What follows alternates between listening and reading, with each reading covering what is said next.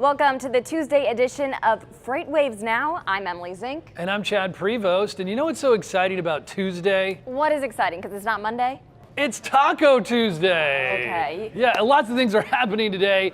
Nick Austin bringing us some weather. We've got some market experts hitting us with maritime, global. We also got some intermodal rail. What other audiences are we targeting today? Volume's up, so we got a lot going on, but we're starting with Chief Meteorologist Nick Austin. Nick, hey, Emily. Watching this flooding again, still wreaking havoc on parts of the country? It is, and I will talk about that in a moment because it's still affecting a couple of ports along the Mississippi River. But we do have the potential for more severe weather today. There'll be scattered severe storms, parts of the desert southwest, like El Paso and into parts of New Mexico.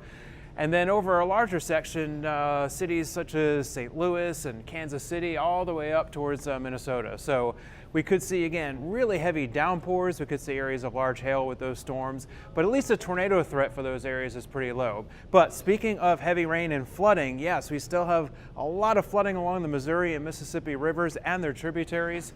And particularly, we go to the next slide for St. Louis and also Little Rock. Both of those ports, no barges, again, allow through either of those ports. That's Little Rock and St. Louis. And a matter of fact, officials from the Port Authority in Little Rock are saying that it could be more than a week before they can allow any barges through that area. This is because of flooding, all the high water, and it's just dangerous for those barges to go through, so they are all being held. We have a lot more information on FreightWaves.com regarding the flooding and all the impact of the flooding is having on transportation, so go check it out on the website. And now we're talking with market expert Henry Byers, who's going to give us a maritime global outlook. What is happening, especially regarding tariffs? Is it good news or bad news, Henry? I'd say it's almost a little bit of I'd say good news, maybe. Whoa, that's great to hear. Okay, Henry.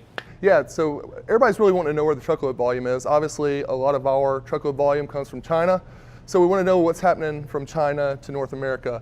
So in the purple here, we have China to North American East Coast. The green line represents China to North American West Coast, and these are spot rates for a 40-foot container. And on June 1st, I was predicting they would go up, and they did. So we're seeing about a $250 increase to the West Coast, and really about a $100 increase to the East Coast. So really what that's showing, it's typical for this time of year. Carriers are trying to increase rates on the first of the month. Seasonality. I would expect these to do much as they did last year, and trickle down a little bit, and then go up on the first of next month as well.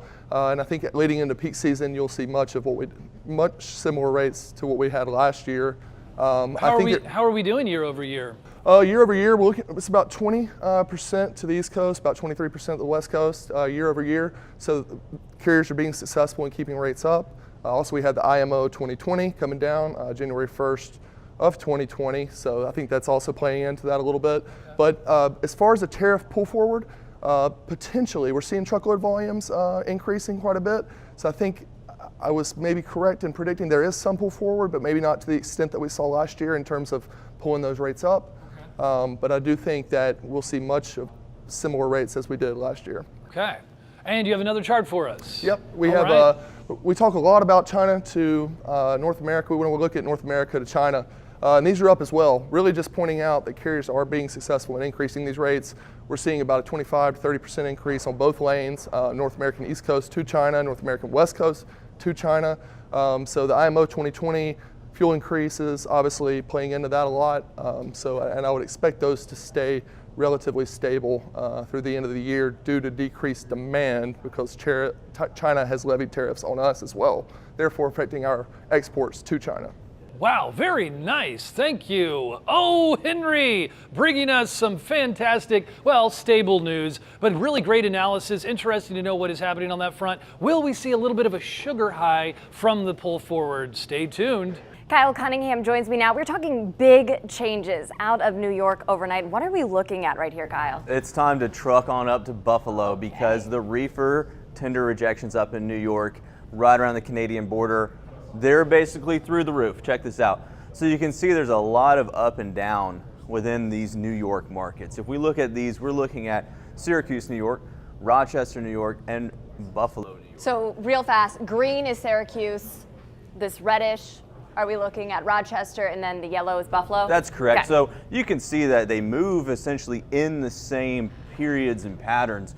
From here, there's been an absolute breakout from essentially 0% rejections, which is basically saying everybody's grabbing anything they can and they're taking it for any rate they can. So we've seen about a 200% increase composite across these three markets overnight. And so the important thing to remember is that when you're looking at your charts, when you see these types of patterns, when there's these 0% rejections, knowing that a breakout will be coming, on the carrier side, it's important to go ahead and forecast the negotiation for higher rates. In terms of brokerage, if you see this happen, you might find yourself making a little bit less margin today. So go ahead and prepare for that. Fight for every dollar that you can get on both sides. That's really good advice, yeah, from both the carrier standpoint and then the broker standpoint. So again, the carrier, you're expecting, if you're heading to New York, you should be getting a good rate for that load?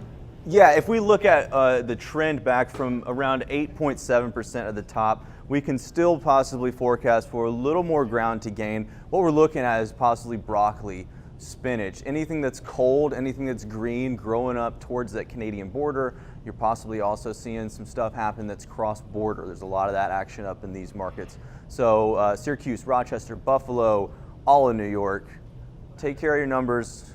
Fight for every dollar you can get. And now we're here with Mike Intermodal O'Brien, going to tell us a little bit about what is happening with rail. The good news, bad news. What do we got, man? How you doing? I'm doing well, Chad. It's actually good news and bad news for once. We actually have a little good news today.